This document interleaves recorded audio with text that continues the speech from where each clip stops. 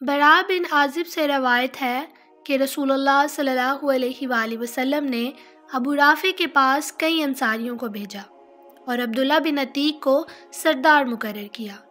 ابو رافع دشمن رسول تھا اور مخالفین رسول کی مدد کرتا تھا۔ اس کا قلعہ حجاز میں تھا اور وہ اسی قلعے میں رہا کرتا تھا۔ جب یہ لوگ اس قلعہ کے قریب پہنچے تو سورج ڈوب گیا تھا اور لوگ اپنے جانوروں کو شام ہونے کی وجہ سے واپس لا رہے تھے۔ عبداللہ بن عتیق نے کہا کہ تم یہیں ٹھہرو، میں جاتا ہوں اور دربان سے کوئی بہانہ کر کے اندر جانے کی کوشش کروں گا۔ ابن عتیق کہتے ہیں کہ میں گیا اور دربان کو ملنے کی تدبیر کر رہا تھا کہ اتنے میں قلعے والوں کا ایک گدھا گم ہو گیا اور وہ اسے روشنی لے کر تلاش کرنے نکلے۔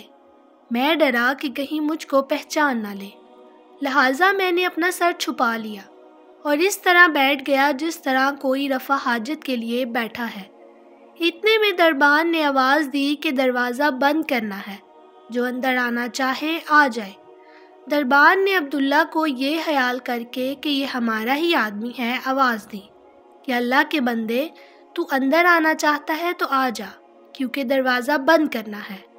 عبداللہ بن عتیق کہتے ہیں کہ میں یہ سن کر اندر گیا اور گدھوں کے باندھنے کی جگہ چھپ گیا۔ دربان نے دروازہ بند کر کے چابیاں ایک کیل میں لٹکا دی۔ جب دربان سو گیا تو میں نے اٹھ کر چابیاں اتار لی اور قلعے کا دروازہ کھول دیا تاکہ بھاگنے میں آسانی ہو۔ ادھر ابو رافع کے پاس رات کو داستانیں ہوتی تھی۔ وہ اپنے بالخانے میں بیٹھا داستان سن رہا تھا۔ جب تمام داستان کہنے والے چلے گئے اور ابو رافع سو گیا تو میں بالخانے پر چڑھا۔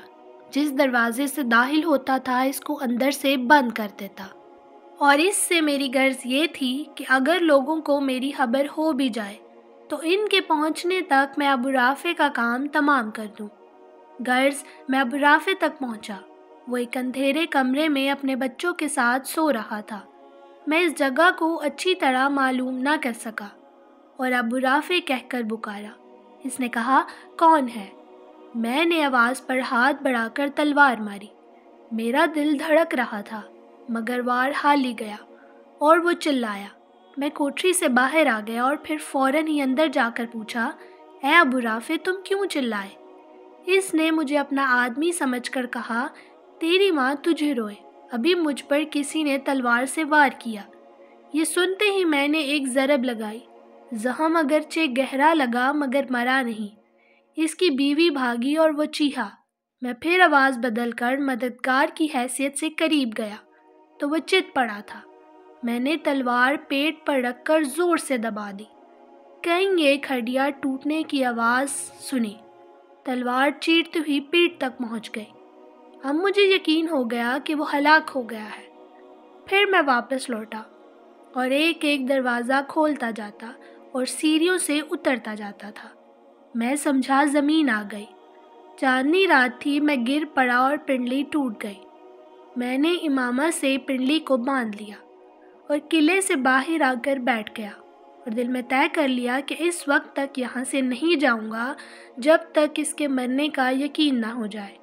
آخر صبح ہوئی، مرغ نے اذان دی اور قلعے کے اوپر دیوار پر کھڑے ہو کر ایک آدمی نے کہا، لوگو، ابو رافع حجاز کا سوداگر مر گیا ہے۔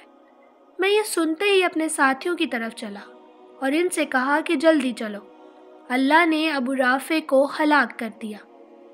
اس کے بعد ہم نے رسول اللہ صلی اللہ علیہ وآلہ وسلم کو آ کر خوشخبری سنائی۔ آپ نے میرے پیر کو دیکھا اور فرمایا کہ اپنا پاؤں پھیلاؤ۔ میں نے پھیلایا۔ آپ صلی اللہ علیہ وآلہ وسلم نے اپنے دست مبارک سے اپنا لب مبارک پھیر دیا۔